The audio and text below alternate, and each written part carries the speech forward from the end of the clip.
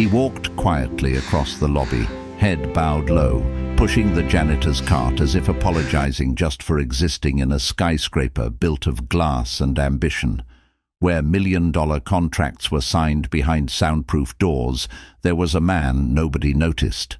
A man invisible in a world of brilliance. And yet it was him, Sean Flores, who did the impossible. Because the little girl everyone in the building feared, the daughter of billionaire Amanda Gutierrez, was untouchable. That girl, Isabel Gutierrez, had once been the smile of the entire empire. Now there was only silence. 8 nannies had come and gone. Therapists had given up. She screamed when treated with kindness, cried when anyone touched her, and locked her heart behind invisible walls. Until one seemingly ordinary afternoon, Sean was mopping the marble floor near the elevators when he heard a soft sob behind a column. He stopped, set the mop aside, and walked closer. Then he knelt down slowly, carefully, as if afraid to break something fragile.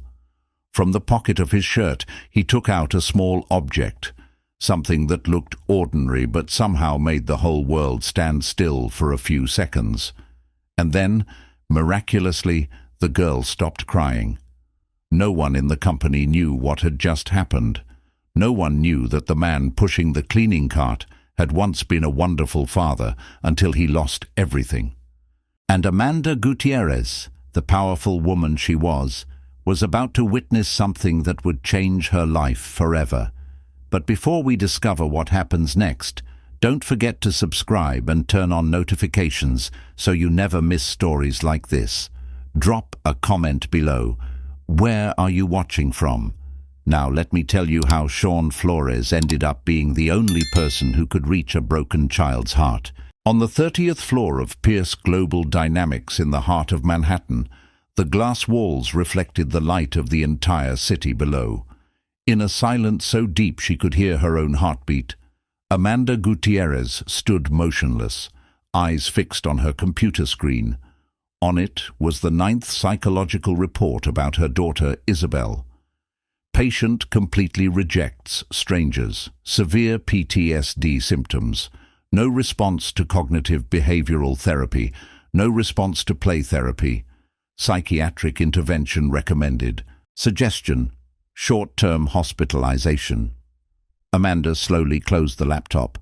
Not again. The words blurred on the screen as her eyes filled with tears she refused to let fall. Not here. Not in this office where she commanded boardrooms, negotiated billion-dollar mergers, and made decisions that affected thousands of lives. Here, Amanda Gutierrez was unbreakable, invincible, but the report in front of her told a different story, a story of complete and total failure. At 41, the CEO of a $3.2 billion biotech empire, a woman who commanded 2,000 employees, negotiated with governments, and made decisions that affected millions of lives, now stood powerless before a 7-year-old child. Her corner office on the 30th floor was a monument to success. Floor-to-ceiling windows offered an unobstructed view of Manhattan's glittering skyline. The mahogany desk had been custom-made in Italy. The chairs were designer originals worth more than most people's cars. Awards lined the walls: Forbes 40 Under 40, Businesswoman of the Year, Pioneer in Biotech Innovation. Framed magazine covers showed her face, confident, powerful, unstoppable. But none of those accolades meant anything now. Amanda walked to her private bathroom, marble floors, gold fixtures, a shower she never used because she was always too busy to need one during office hours. She stared at her reflection in the mirror. Dark brown hair pulled back in a perfect sleek bun, not a strand out of place. Black designer suit tailored to perfection. Diamond earrings that cost $30,000. Makeup applied with precision by a personal stylist every morning at 6 a.m. She looked the part. The successful CEO, the woman who had it all. But her eyes told the truth. Dark circles that no amount of concealer could fully hide.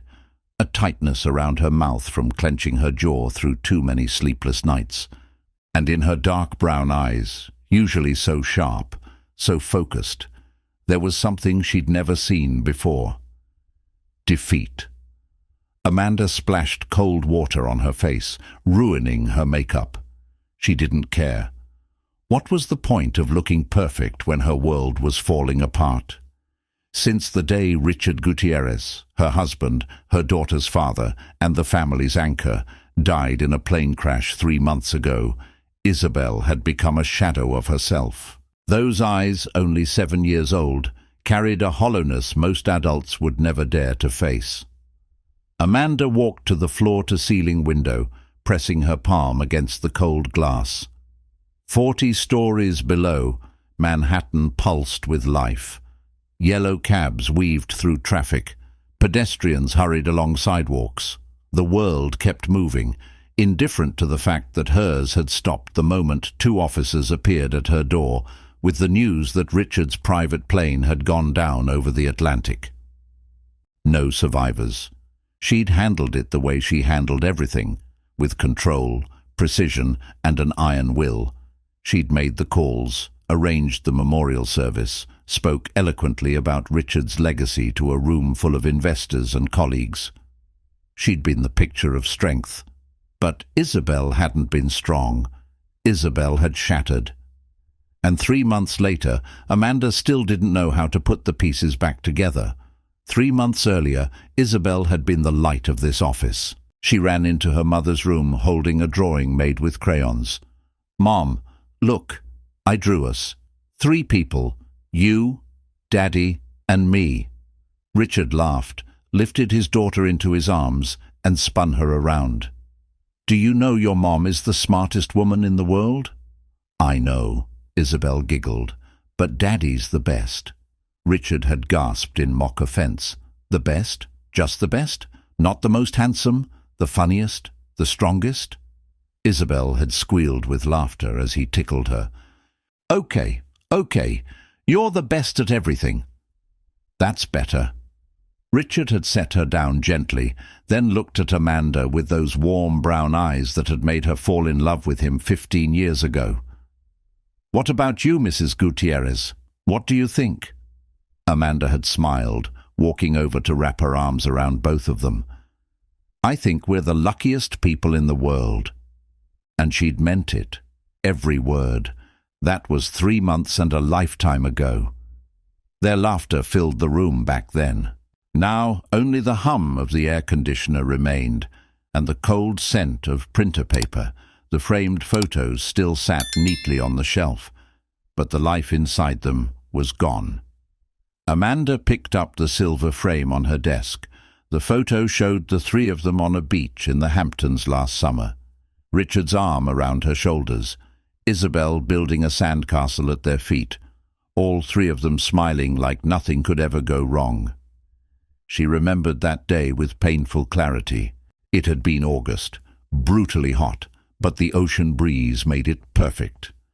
Isabel had insisted on building the biggest castle ever, and Richard had gotten down in the sand with her, not caring that he was wearing his expensive swim trunks. They'd worked on it for 2 hours, building towers, digging moats, decorating with shells. "Mom, come help," Isabel had called out, her little face beaming with joy. Amanda had been on a conference call, sitting under an umbrella with her laptop. "In a minute, sweetheart." But the minute never came. The call went long. By the time she hung up, Richard and Isabel had finished the castle. It was lopsided and imperfect, but Isabel was so proud. "Look what me and Daddy built." Isabel had run over, sand covering her purple swimsuit. "It's beautiful," Amanda had said, barely glancing at it before diving back into her emails.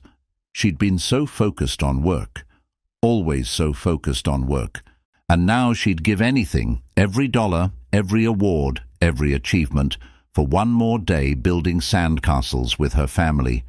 But things did go wrong. Things went catastrophically, irreversibly wrong. And now Amanda was left trying to be both mother and father to a child who wanted neither. The plane crash had happened on a Tuesday. Richard had been flying to Boston for a charity event, something for underprivileged children, because that was Richard, always helping others, always seeing the good in the world. The Cessna Citation X had gone down 40 minutes after takeoff. Mechanical failure, the preliminary report said. The plane had broken apart mid-air. There were no survivors, no bodies recovered, just debris scattered across miles of dark Atlantic water. Amanda had been in a board meeting when she got the call. Her assistant had knocked, pale-faced, and whispered that there was an emergency. 2 NYPD officers waited in her office. She'd known immediately. Known it in the way your soul knows when the worst has happened. She'd walked into her office on steady legs, shook the officers' hands, listened to their carefully practiced words of condolence. And when they left, she'd sat at her desk and stared at the photo of Richard and Isabel for 3 hours without moving. She didn't cry, didn't scream, didn't call anyone. She just sat there, watching the sun set over Manhattan, feeling her heart turn to stone. The therapy room had cost over $100,000 to build. Amanda had hired the top child psychologist in New York to design it. Dr. Eleanor Marsh, who'd written 3 books on childhood trauma and appeared on Good Morning America twice, had personally selected every element. The walls were painted in soothing sage green. The lighting could be adjusted from bright and energizing to soft and calming. There were sensory toys, sand tables, stress balls, textured fabrics. Art supplies filled 3 entire shelves: watercolors, crayons, modeling clay, finger paints, a reading nook with oversized pillows, and a carefully curated selection of children's books about grief and loss. A small indoor trampoline for kinetic emotional release. A puppet theater for narrative therapy. Even a miniature Zen garden with tiny rakes. Everything evidence-based. Everything scientifically proven to help traumatized children heal, and none of it worked. In the far corner, Isabel sat curled up in the fetal position, clutching an old doll, the last gift from her father. It was worn now, one arm loose, stuffing coming out. Richard had bought it for Isabel on her 6th birthday, just over a year ago. It was a handmade doll from a small shop in Soho. Nothing fancy, just a simple cloth doll with button eyes and yarn hair. But Richard had let Isabel pick it out herself, and she'd chosen this one immediately. "This one, Daddy. She looks sad. She needs someone to love her." Richard had smiled. "Then she's lucky you found her." Now the doll was falling apart. The dress was stained. The yarn hair was tangled. One button eye hung by a thread. Amanda had tried to have it repaired, had even offered to buy Isabel a new, nicer doll. But Isabel had screamed so loudly the security guards came running. The doll was all she had left of her father, and she wouldn't let it go, just like she refused to let anyone touch her. "Isabel, sweetheart." Amanda knelt down slowly, maintaining what the therapists called a non-threatening distance. She kept her voice calm, modulated, exactly as she'd been coached. "Today we're going to meet a new doctor, Dr. Sarah Chen. She's very nice. You'll... No!" The scream tore through the room like a knife through silk. "I don't want any doctors. I don't want nice people. I want Daddy back." Isabel's face contorted with rage and grief. Her dark brown eyes, Richard's eyes, blazed with an anger no 7-year-old should know. The doll flew across the room and hit the door with a soft thud. Amanda froze, her hands trembling. She wanted to rush forward, to gather her daughter in her arms, to hold her until the pain went away. But every time she'd tried that in the past 3 months, Isabel had screamed louder, hit harder, retreated deeper. A woman who could run a global empire, who'd negotiated with pharmaceutical giants and government regulators, who'd fired executives twice her age without flinching, didn't know how to hold her own daughter. "Isabel, please, get out!" Isabel grabbed a stuffed elephant, a birthday present from Amanda last year, and threw it at her mother. "Get out! I hate you! I hate everyone! I want Daddy!" The words hit harder than the elephant. Amanda stood slowly, her legs shaking. Okay, sweetheart.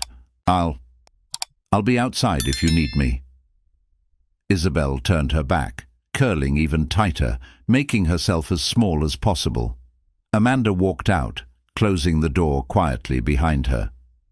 In the hallway, she leaned against the wall, closing her eyes.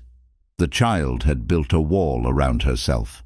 Brick by brick, scream by scream, she'd constructed a fortress where no one could reach her.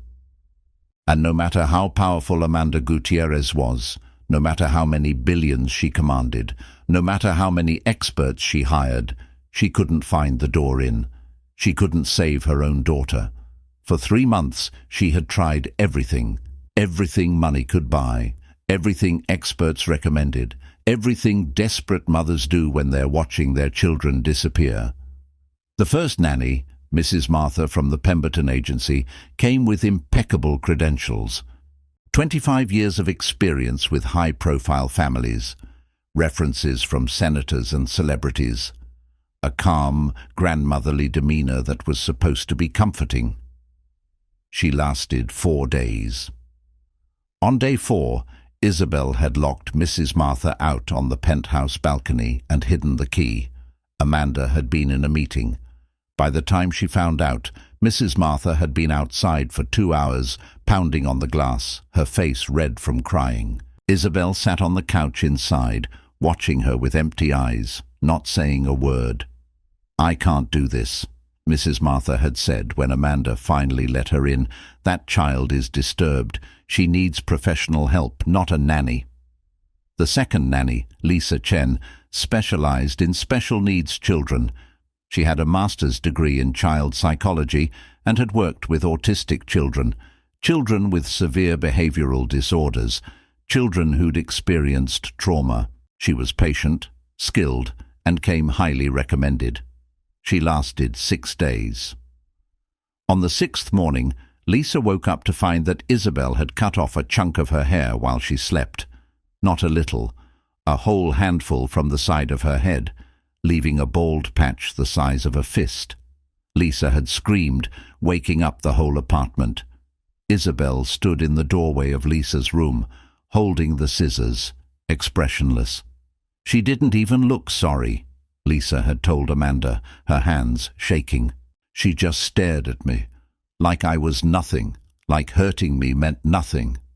The third nanny, Gabriela from Brazil, lasted 3 days. She quit after Isabel poured an entire bottle of shampoo into her shoes. The fourth, Patricia, made it to day 5. She quit after Isabel told her in perfect detail that she hoped Patricia would die in a car crash, just like her daddy died in a plane crash. The fifth nanny didn't even make it through the first night. She walked out at 2 a.m. after Isabel had spent 4 hours screaming non-stop. The 6th, 7th and 8th nannies each lasted less than a week. Amanda stopped remembering their names. What was the point?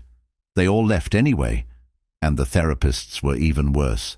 Dr. Morrison from Yale, specializing in childhood grief, had come with a sterling reputation.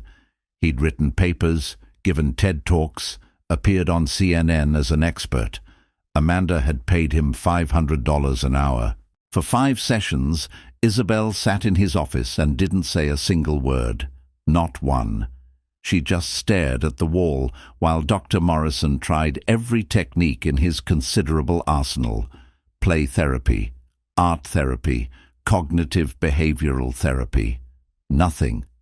"Your daughter is choosing not to engage," he'd told Amanda after the 5th session. "I can't help someone who won't accept help. I'm sorry." Dr. Chen, a PTSD specialist who'd worked with war veterans and trauma survivors, lasted exactly 1 session. The moment she walked into the therapy room and tried to introduce herself, Isabel started screaming, not crying, screaming, a high-pitched animal sound of pure terror and rage that didn't stop. Isabel screamed for 45 minutes straight. Her face turned red, then purple. She hyperventilated until she nearly passed out. Dr. Chen tried everything, soft voice, giving space, leaving the room, but nothing worked. "I'm sorry, Mrs. Gutierrez," Dr. Chen had said, visibly shaken. "I've never seen a reaction this severe. Your daughter needs inpatient psychiatric care. This is beyond what outpatient therapy can address." Every professional after that wrote the same line in their reports. "This child needs time, or a miracle." But Amanda Gutierrez no longer believed in miracles. She believed in control, in strategy, in solutions. She'd built a $3 billion company by solving impossible problems, but her 7-year-old daughter was a problem she couldn't solve, and it was destroying her. Her phone rang. The voice of the HR director came through, cautious yet tense. "Mrs. Gutierrez, the board is becoming concerned about your personal situation. Your recent absences from meetings could affect—" "I know," Amanda cut her off. "I'll handle it." But the truth was, she didn't know where to start.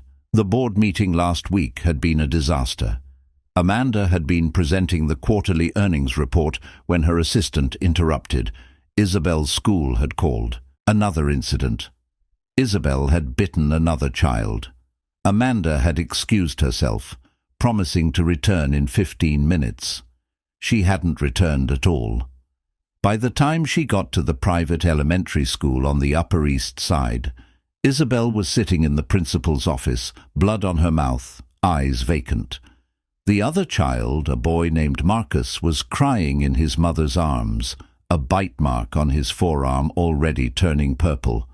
"Mrs. Gutierrez," Principal Davidson had said, his voice carefully neutral. "This is the third violent incident this month. We've tried to be understanding given Isabel's situation, but we have to think about the safety of the other children."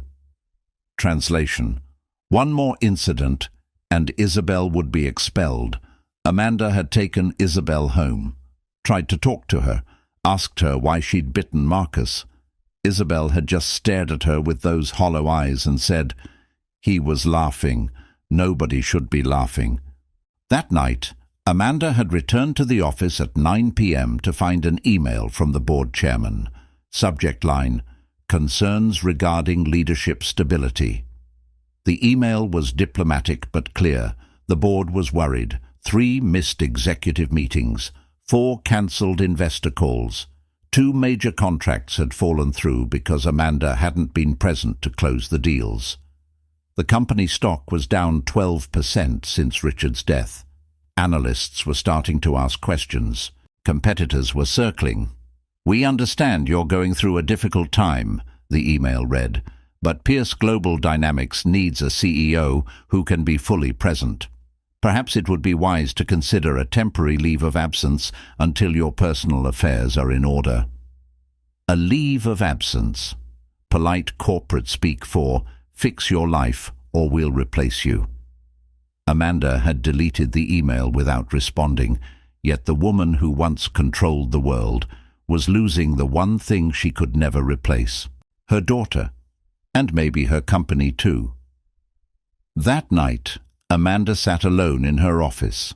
Outside, the city gleamed like molten gold reflected on the cold glass.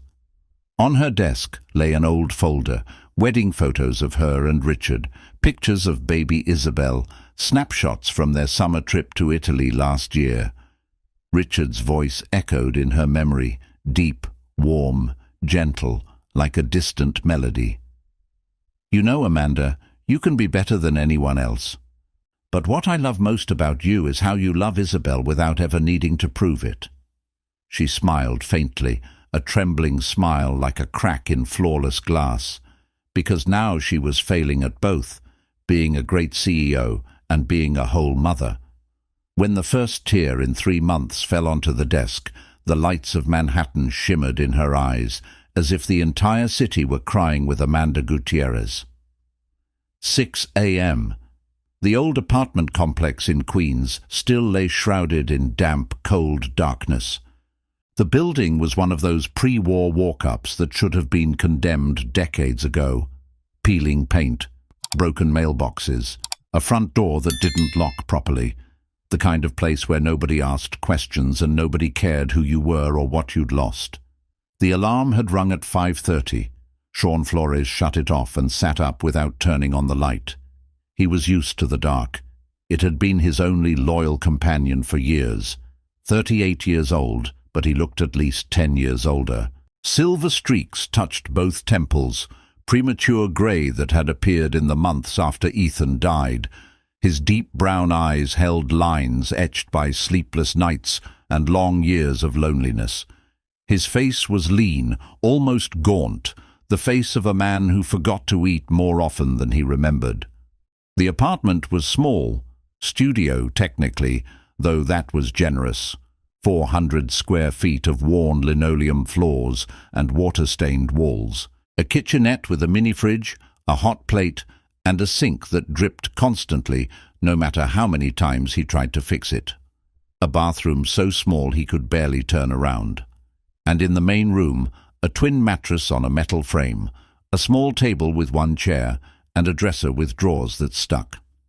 It wasn't much, but it was all he needed, all he deserved. He walked into the next room, technically just a closet, but Sean had converted it into a shrine, a small, empty space.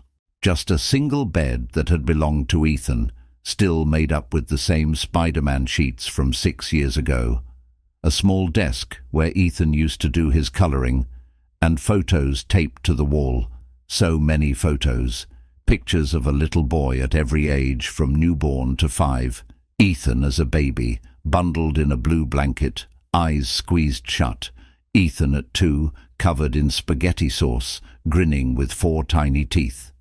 Ethan at 3, dressed as a dinosaur for Halloween. Ethan at 4, riding his first bike with training wheels. And Ethan at 5, straw blonde hair that stuck up no matter how much you combed it. A missing front tooth he'd lost 2 weeks before he died. Blue eyes clear as the June sky, full of trust and innocence and love. Sean stood still for a few seconds, as if reluctant to leave. Every morning he stopped before the largest photo, Ethan's school picture from his last year of preschool. Ethan, smiling that gap-toothed smile, hugging a stuffed dog named Buster. "Good night, my little boy," he whispered, even though the sun was just rising. It was what he'd said every night when he tucked Ethan into bed. "Good night, my little boy. I love you. Sweet dreams." And Ethan would always reply, "Good night, Daddy. Love you too." Now Sean said it to a photograph. It was the only conversation they had anymore. Then he quietly closed the door, carrying that familiar weight in his chest. A heaviness that had never gone away. That would never go away.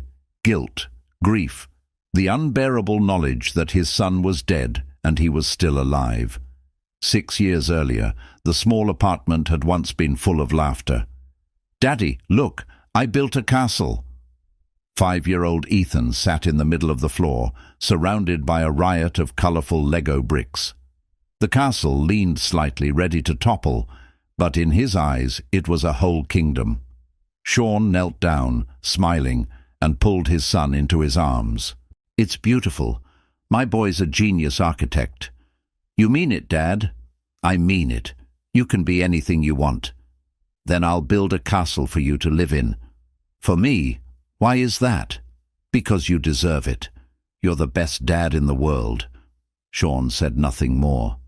He just hugged his son tightly, fighting back tears. He didn't know it would be the last time he heard that laugh.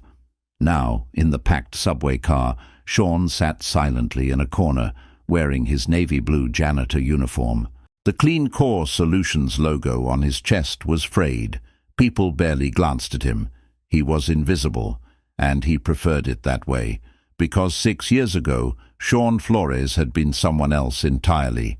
He'd been a project manager at a construction firm, middle-class income, a small house in the suburbs, a wife, Laura, and Ethan, his son, his world, his reason for waking up every morning. Then, in one terrible moment, it all shattered. It was a Saturday in June. The kind of perfect summer day that makes you believe good things last forever. Blue sky, warm sun, birds singing.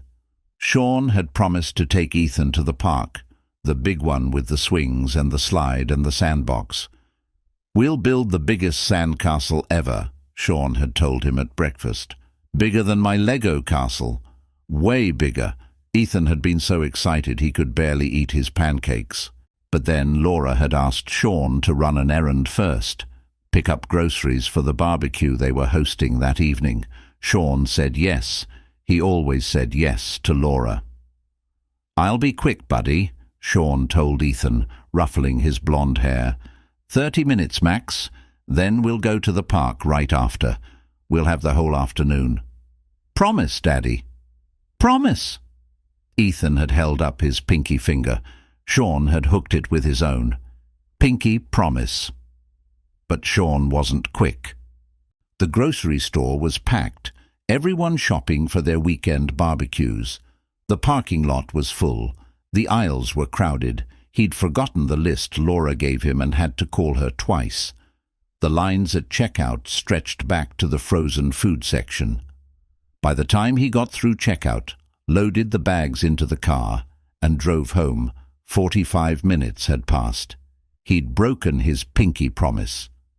When Sean walked through the front door, arms full of grocery bags, he heard Laura screaming. Not angry screaming, terror screaming, the kind of sound that stops your heart. He dropped the groceries. Milk exploded across the floor. He ran. The bathroom. The door was open. Laura was on her knees, soaking wet, pulling Ethan out of the bathtub. The water was still running. Ethan's body was small, so small, limp in her arms. His lips were blue. "He's not breathing," Laura was screaming. "He's not breathing." Sean's training kicked in. He'd taken a CPR class years ago when Ethan was born. He took Ethan from Laura's arms, laid him on the bathroom floor, and started compressions. 30 compressions. 2 breaths. 30 compressions. 2 breaths. "Come on, buddy, come on, breathe." Laura was on the phone with 911, her voice hysterical. Sean kept doing compressions, his hands on his son's tiny chest, pushing, counting, breathing into his mouth. "Please, Ethan, please, Daddy's here, just breathe." But Ethan didn't breathe. The paramedics arrived 8 minutes later. They took over. They had equipment, oxygen, a defibrillator. They worked on him in the bathroom, then carried him to the ambulance. Sean and Laura rode with them, holding hands, praying to a God neither of them really believed in. At the hospital they worked for 20 more minutes, but Ethan was gone. Time of death, 2:47 p.m. Cause, drowning, accidental. The doctor explained it gently. Laura had put Ethan in the bathtub while she answered a work call, an urgent call from her boss that she couldn't ignore. Just 5 minutes, she'd thought. Just 5 minutes. Ethan was 5 years old enough to sit in the bath alone for 5 minutes. But Ethan had been playing with a toy boat. He'd reached for it when it floated to the far end of the tub. He'd slipped, hit his head on the side of the tub, fallen under the water, unconscious. Just 5 minutes. That's all it took for Sean's world to end. The autopsy said drowning, accidental, no one's fault, legally, no criminal negligence. Just a terrible, terrible accident. But Sean and Laura knew the truth. Laura had left him alone in the bath. Sean had broken his promise to be back in 30 minutes. If he'd been home, he would have been watching Ethan. Or they'd have already been at the park. They'd both failed him. And the guilt consumed them like acid, eating them from the inside out. Laura left 6 months later. She couldn't stay in the house where it happened. Couldn't sleep in the bed she'd shared with Sean. Couldn't look at Sean without seeing Ethan's blue lips, his lifeless body. "I can't do this," she'd said, her voice flat, emotionless. I can't be in this marriage anymore. I can't be in this life. She'd moved to California, started over, new job, new apartment, new life. A life where she didn't have to remember every single day that she'd killed her son. And Sean couldn't look at himself in the mirror without wanting to disappear. So he did. He quit his job, sold the house, moved to a tiny apartment in Queens, took the first job that didn't require talking to people, janitorial work. And for 6 years he'd lived in the shadows, punishing himself for the sin of surviving when his son didn't. The subway stopped. Sean stood and walked out into the cold Manhattan morning. The glass tower of Pierce Global Dynamics loomed ahead, gleaming in the early light. He entered through the service entrance, nodded to the security guard, and took the freight elevator to the 30th floor, the executive level, where the powerful made their empires, where Sean Flores mopped their floors and emptied their trash. He started his rounds, vacuum the conference rooms, wipe down the glass walls, empty the bins, refill the soap dispensers, invisible work, done by an invisible man. But that afternoon, everything changed. It was 2:30 p.m. on a Tuesday when Sean heard it. He was mopping the marble floor near the executive elevators on the 30th floor, going through his routine with the same mechanical efficiency he'd perfected over 6 years. Dip the mop, wring it, sweep in overlapping figure eights, move forward, repeat, don't think, don't feel, just work. Then he heard it, a soft, broken sound, like a wounded animal trying not to be found. A sound he knew intimately because he'd made it himself 1,000 times over the past 6 years, late at night when there was no one to hear. The sound of a child crying while trying desperately not to cry. Sean stopped. The mop handle froze in his hands. For a moment he considered walking away. This wasn't his business. He was just the janitor. Other people, important people, qualified people, were paid to handle crying children in executive offices. But he couldn't walk away. He set the mop aside, resting it carefully against the wall, walked slowly around the large marble column near the elevator bank, following the sound. And there she was. A little girl, maybe 7 years old, curled up on the floor in a small space between the column and the wall. Dark brown hair fell over her face like a curtain, hiding her. She was clutching a worn doll with both hands, holding it so tightly her knuckles were white. Her small body shook with silent sobs, the kind where you're crying so hard you can't make sound anymore, just gasping for air between shudders. Sean's breath caught. For a moment, just a flash, he saw Ethan, same small frame, same way of curling up when upset, same desperate attempt to make yourself invisible. But this girl had dark hair, not blonde, brown eyes, not blue, a purple dress, not the superhero shirts Ethan had loved. This girl wasn't Ethan, but she was someone's Ethan, and she was broken. Sean stood there for a long moment, unsure what to do. The smart thing would be to find someone who worked here. Tell them there was a crying child. Let the professionals handle it. But he couldn't leave her alone. He just couldn't. He knelt down slowly, carefully, about 3 feet away. Not too close. He knew from his grief support group that traumatized people needed space. He sat back on his heels, making himself smaller, less threatening.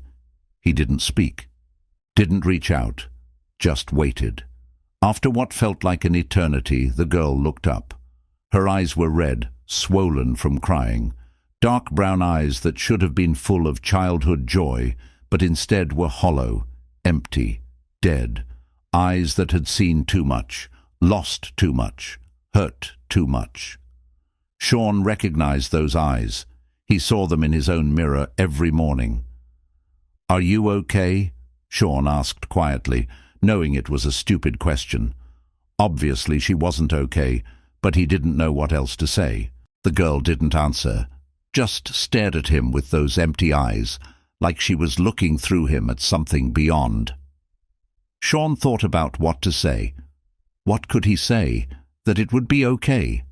That was a lie. That she'd feel better soon. Another lie. That her life would go back to normal. The cruelest lie of all. He reached into his shirt pocket. His fingers found the small object he always carried. A tiny Lego brick. Yellow. A single 2x4 brick from the castle Ethan had been building the day before he died. Sean had found it weeks after the funeral, under the couch.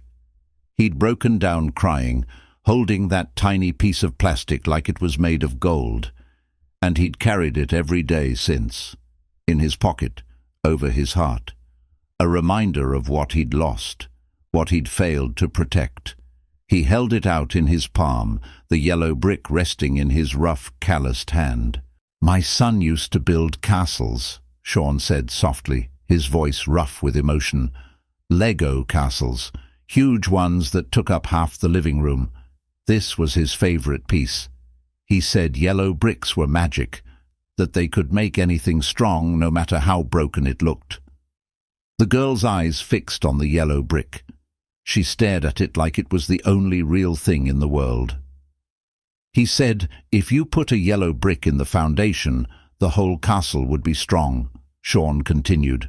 "Even if the walls were wobbly, even if the towers leaned, the yellow brick would hold it all together." A tear rolled down the girl's cheek. "My daddy's gone." The words were so quiet Sean almost didn't hear them. But he did, and they hit him like a punch to the chest. Sean's throat tightened. "I know. My son's gone too." The girl looked up at him with those hollow eyes. "Does it stop hurting?" And there it was. The question Sean had asked himself every single day for 6 years. The question he'd asked the grief counselor, the support group, the therapist he'd seen for 3 months before giving up. The question everyone wanted answered, and no one could answer honestly. Sean wanted to lie, to tell her, yes, it gets better. Time heals all wounds. One day you'll wake up and it won't hurt anymore. That's what all the books said, what all the professionals said, what everyone said, because they didn't want to admit the truth. But looking at this little girl with her dead eyes and her broken heart, Sean couldn't lie. "No," he said honestly, his voice breaking. "It doesn't stop. The pain doesn't go away, but you learn to carry it, like a backpack. Some days it feels heavy, so heavy you can barely stand. Other days it feels a little lighter. You can walk, you can breathe, you can almost pretend you're okay, but it's always there." The girl nodded slowly, like she understood, like she was relieved someone finally told her the truth instead of pretty lies. "Everyone keeps telling me it'll get better," she whispered. "But it doesn't. It just gets harder to pretend." "Yeah," Sean said. "Yeah, that's exactly right." They sat in silence for a moment, two broken souls recognizing each other. "I'm Isabel," she whispered. "I'm Sean." Isabel looked down at the yellow brick in his hand. "Can I keep this?" Sean hesitated. That brick was all he had left of Ethan, the only physical piece of his son he carried with him. Giving it away felt like losing Ethan all over again. But looking at this broken little girl, seeing the first spark of interest in her dead eyes, he knew what Ethan would want him to do. Ethan had been kind. Even at 5 years old, he'd been the kid who shared his toys, who invited the lonely kid at the playground to play, who cried when he saw sad commercials about shelter dogs. Ethan would have given Isabel the brick without hesitation. "Yes," Sean said, his voice thick. "You can keep it." He placed the yellow brick carefully in Isabel's small palm. She closed her fingers around it slowly, like it was made of glass, like it was the most precious thing in the world. And for the first time in 3 months, since the day 2 officers came to her penthouse and told her mother that Daddy's plane had crashed, Isabel smiled. Not a big smile, not a happy smile, just a tiny crack in the wall she'd built around her heart. But it was there. "Thank you," she whispered, clutching the brick to her chest along with her worn doll. Sean stood slowly, his knees aching. "You're welcome, Isabel." He picked up his mop and walked away, leaving the girl sitting there, holding the yellow brick like it was a lifeline in a storm. And for the first time in 6 years, Sean felt something other than guilt and grief. He felt purpose. What Sean didn't know was that Amanda Gutierrez had been watching the entire exchange from her office window. She'd seen her daughter, the child who screamed at therapists, threw things at nannies, and refused to speak to anyone, smile at a janitor. And in that moment, Amanda knew. This man, whoever he was, had just done what 8 nannies and 6 therapists couldn't. He'd reached her daughter. The next day, Sean was called to Amanda's office. He'd never been to the executive floor beyond the hallways he cleaned. Standing in front of the massive glass door with Amanda Gutierrez, CEO, engraved in silver letters, Sean felt out of place. A secretary waved him in. The office was enormous. Floor-to-ceiling windows overlooking Manhattan, sleek furniture, awards on the walls. And behind a massive desk sat Amanda Gutierrez. She was younger than Sean expected, early 40s maybe, sharp features, dark hair pulled back, eyes that could cut through steel. "Mr. Flores," she said. Her voice was calm but commanding. "Please, sit." Sean sat in the chair across from her desk, feeling like a child called to the principal's office. "I saw what you did yesterday," Amanda said, "with my daughter." Sean's stomach dropped. Was he in trouble? Had he overstepped?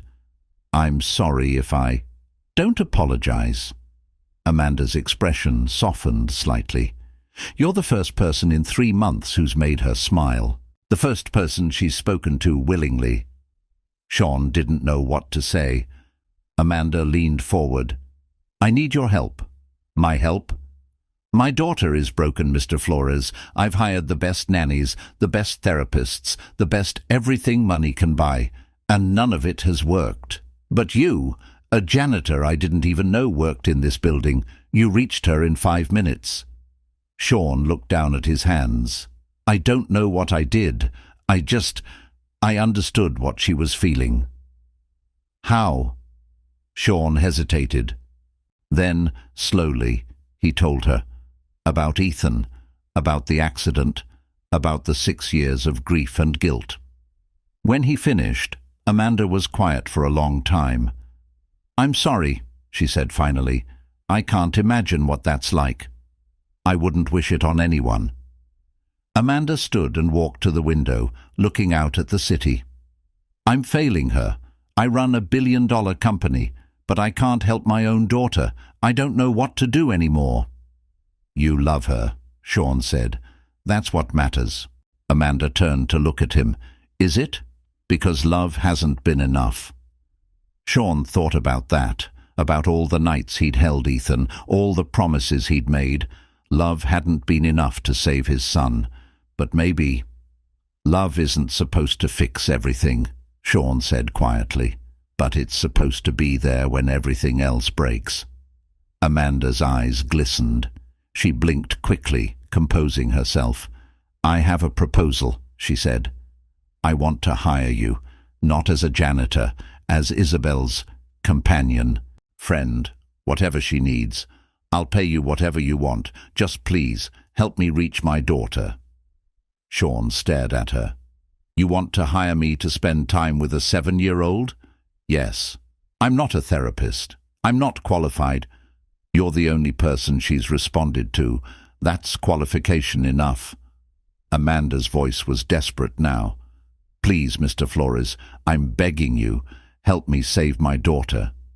Sean thought about Ethan, about the castle they never finished building, about all the moments he'd lost. He couldn't save his son, but maybe he could help save this little girl. "Okay," Sean said. "I'll try." And that's how Sean Flores, a janitor haunted by guilt and grief, became the unlikely guardian angel of a billionaire's broken daughter. Over the next weeks, Sean's life transformed in ways he never expected. The first week, he just sat with Isabel in the therapy room for 30 minutes every afternoon. Amanda had cleared his janitorial duties during that time. The other janitors covered his floor. Sean showed up at 2:30 p.m., knocked softly on the therapy room door, and sat cross-legged on the floor across from Isabel. They didn't talk much at first. Isabel sat in her usual corner, clutching her doll and the yellow brick. Sean sat against the opposite wall, giving her space. Sometimes he'd tell her small things about Ethan. Sometimes Isabel would show him a drawing she'd made. Sometimes they just sat in comfortable silence, two people who understood that sometimes there were no words for grief. On day 3, Isabel asked, "What was your son's name?" "Ethan." "Was he nice?" Sean smiled, his eyes filling with tears. "The nicest kid I ever met. He cried when he saw sad commercials. He shared all his toys. He told me once that his job was to make people smile." "My daddy was like that," Isabel whispered. "He always helped people, even people he didn't know." "Sounds like your dad was pretty great." "He was the best." Isabel's voice broke. "I miss him so much it feels like my chest is breaking." "I know, sweetheart. I know." The second week, Isabel started talking more. She told Sean about her father, how he'd read her bedtime stories every night, how he'd made funny voices for all the characters, how he'd let her put clips in his hair and paint his nails, how he'd promised to teach her to fly a plane when she was older. "He said I could be a pilot like him," Isabel said, tears streaming down her face. "But now I'll never learn." "Your dad would want you to learn anyway," Sean said gently. "When you're older, if you still want to fly, you should do it. For him. But it won't be the same without him." "No, it won't. But Isabel, nothing will ever be the same. The world changed the day your dad died, and you can either hide from the new world or you can live in it. Living in it doesn't mean you forget him. It means you carry him with you." Isabel thought about that. Then she picked up a Lego brick from the pile Sean had brought. "Will you help me build a castle?" "I'd be honored." They built together. A small castle at first, just 4 walls and a tower. But Isabel insisted the foundation had to have the yellow brick in it. "So it's strong," she said. Sean showed her how to build stable walls, how to create arches, how to make towers that didn't fall over. They worked side by side, and for those 30 minutes, Isabel almost looked like a normal 7-year-old girl, not happy, not healed, but present. The third week, Isabel laughed for the first time. Sean had been telling her about the time Ethan tried to build a Lego spaceship, but accidentally built something that looked more like a duck. "He was so proud of his spaceship," Sean said. "And when I told him it looked like a duck, he said, 'No, Dad, it's a space duck. It goes to the moon and says quack.'" Isabel had giggled, a small sound quickly stifled, like she felt guilty for laughing, but it was there. "It's okay to laugh," Sean said gently. "Your dad would want you to laugh. But it feels wrong, like I'm forgetting him." "Laughing doesn't mean you're forgetting. It means you're still alive, and that's what the people we love want for us, to keep living, even when they can't." By the 4th week, Isabel was waiting for Sean by the elevator every day at 2:25 p.m., 5 minutes before their session. She'd run up to him when he arrived, grab his hand, and pull him to the therapy room. "Come on, Sean. I started a new castle and I want to show you." The change was miraculous. Amanda watched from her office window, tears streaming down her face, as her daughter, her broken, traumatized, unreachable daughter, came back to life. Isabel never asked why Sean understood her pain. She just knew he did, and that was enough. Slowly, piece by piece, the wall around Isabel's heart started to crack. She laughed at Sean's terrible jokes, and he had a lot of them, all dad jokes he'd saved up from Ethan's childhood. She showed him her drawings, pictures of her father, pictures of Ethan in heaven. She'd decided they were friends up there. Pictures of the three of them building Lego castles. She told him about her father, and Sean told her about Ethan. Two broken souls, healing each other, and Amanda watched it all from her office, her heart breaking and mending at the same time. She saw her daughter come back to life, and she saw something else too. Sean Flores wasn't just saving Isabel, he was saving himself.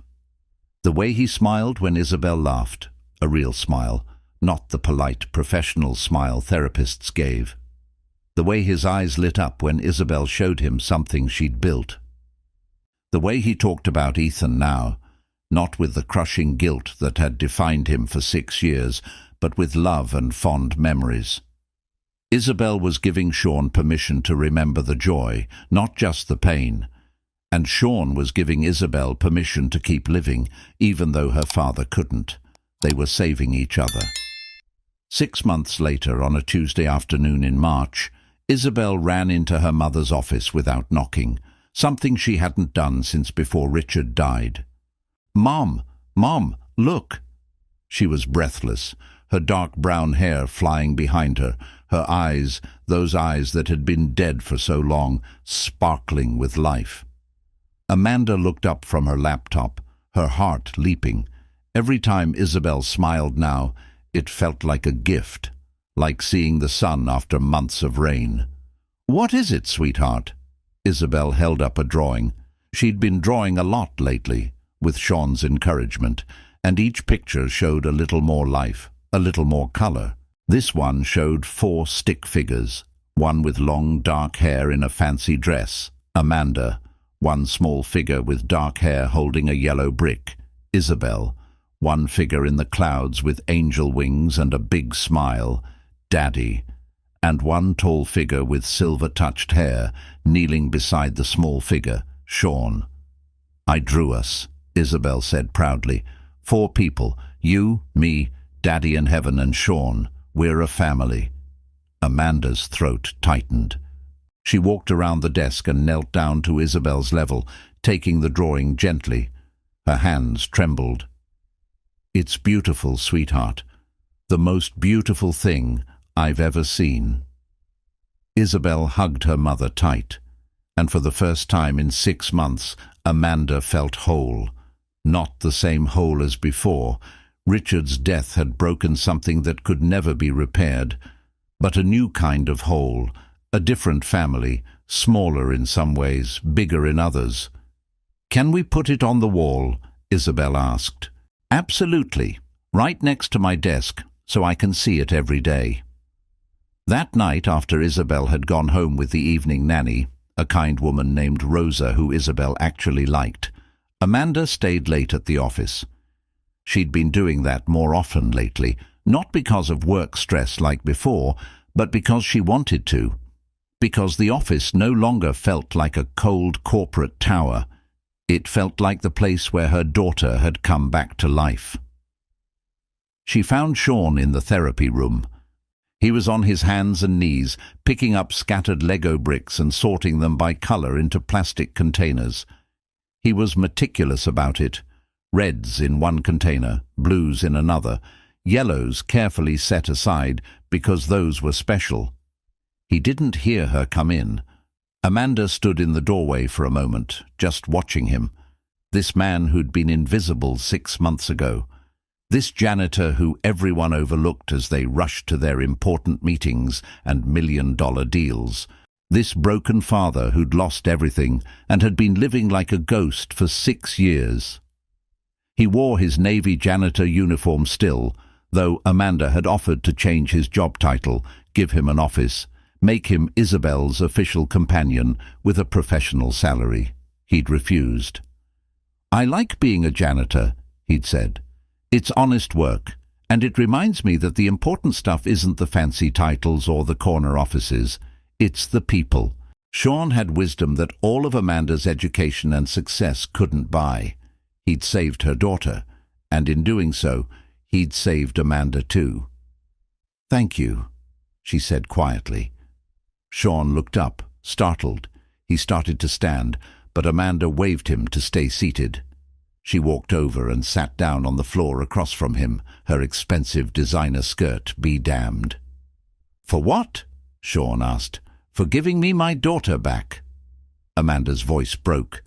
"For the past 6 months I've watched Isabel transform, from a traumatized child who wouldn't speak, wouldn't eat, wouldn't live, to this."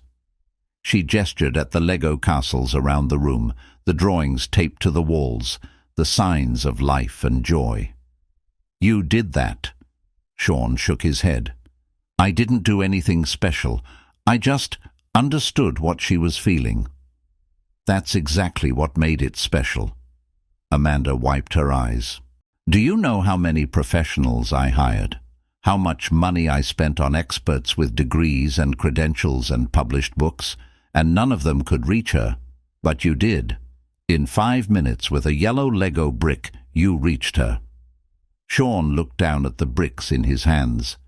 "She gave me something too. A reason to stop hiding. A reason to remember Ethan without drowning in guilt. For 6 years, I've been punishing myself for surviving when my son didn't. But Isabel, she needed me to survive. She needed me to be here. And that gave me a purpose I hadn't had since Ethan died." They sat in comfortable silence for a moment. The city lights twinkled through the window. The therapy room that had once felt like a prison now felt warm, lived in, full of hope. "I have a confession," Amanda said. "What's that?" "I've been watching you, not in a creepy way," she added quickly, a small smile on her face. "But watching how you are with Isabel, how gentle you are, how patient. How you listen to her, really listen, in a way most adults don't listen to children. You don't talk at her or lecture her or try to explain away her pain. You just sit with her in it. And I've realized something." "What?" Amanda took a deep breath. This was hard to say. Hard to admit that despite all her power and resources, she couldn't give Isabel what she needed most. "You're not just a janitor. You're not just Isabel's friend. You're the father figure she needs. The one I can't be, no matter how hard I try, no matter how many parenting books I read or therapists I consult. I can be her mother, but she needs someone to be her dad. And somehow, without even trying, you've become that person." Sean's eyes widened. "Mrs. Gutierrez, Amanda, please, call me Amanda." "Amanda," Sean said carefully, "I'm honored that Isabel cares about me, and I care about her, but I'm not trying to replace her father. I know that, and I would never ask you to. Richard was irreplaceable." Amanda's voice was firm but warm. "But Isabel needs someone to show her how to build Lego castles, to tell terrible dad jokes, to listen to her talk about her father without trying to fix her grief. She needs you, Sean. We both do." Sean's hands stilled on the Lego bricks. "What are you saying?" "I'm saying I've been spending a lot of time thinking about what family means. Before Richard died, family was the 3 of us. Fixed, permanent, unbreakable. But then he died, and that family broke. And I thought that was it, that we'd be broken forever, just Isabel and me, trying to survive." Amanda looked up at Sean, her dark brown eyes meeting his deep brown ones. "But Isabel drew a picture today, 4 people, and she called it family. And I realized family isn't fixed. It changes, it grows, it adapts. And sometimes the people who become family are the ones you least expect." She'd spent months looking for someone to save Isabel, but in the process she'd found someone who saved them both. Someone who understood grief because he'd lived it. Someone who understood loss because he carried it every day. Someone who could sit with Isabel in her pain without trying to rush her through it.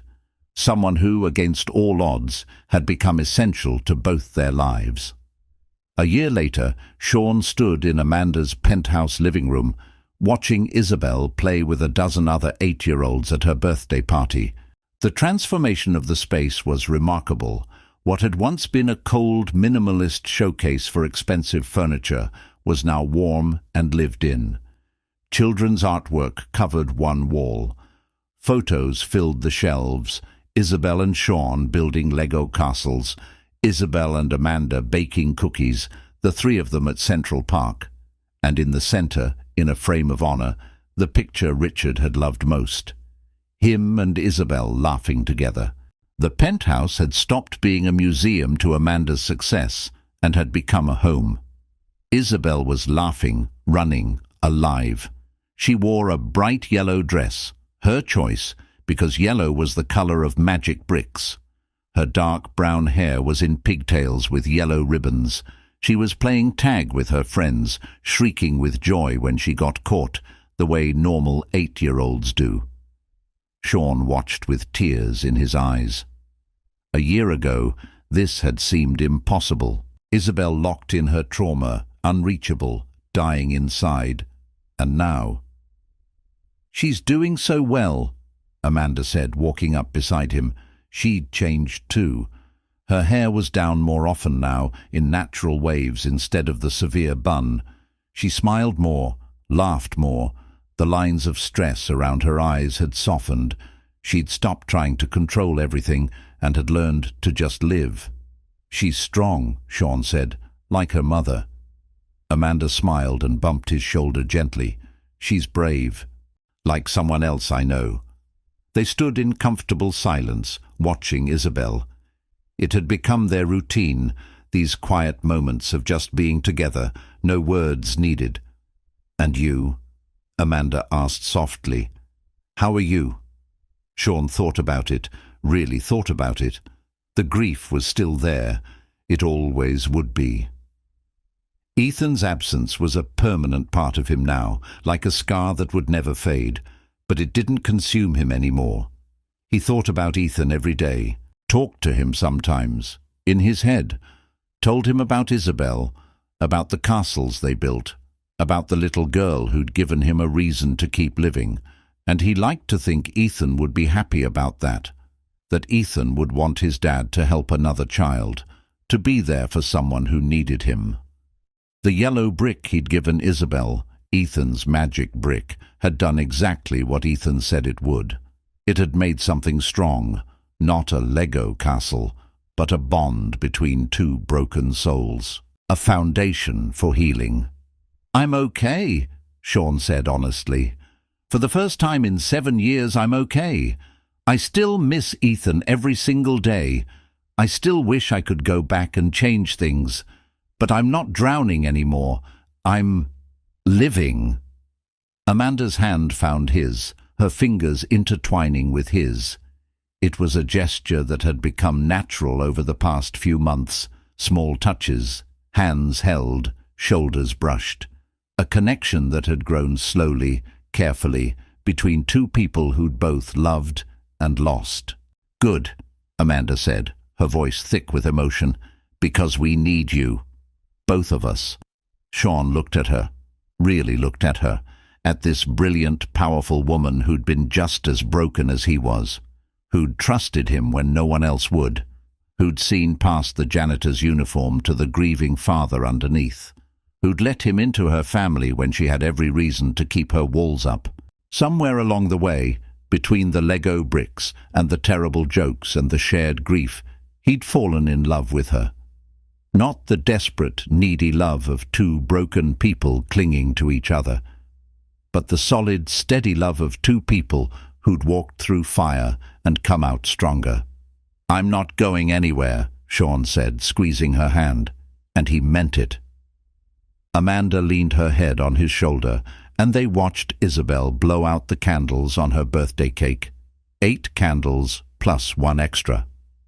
"That one's for Daddy," Isabel had insisted, "so he can make a wish too."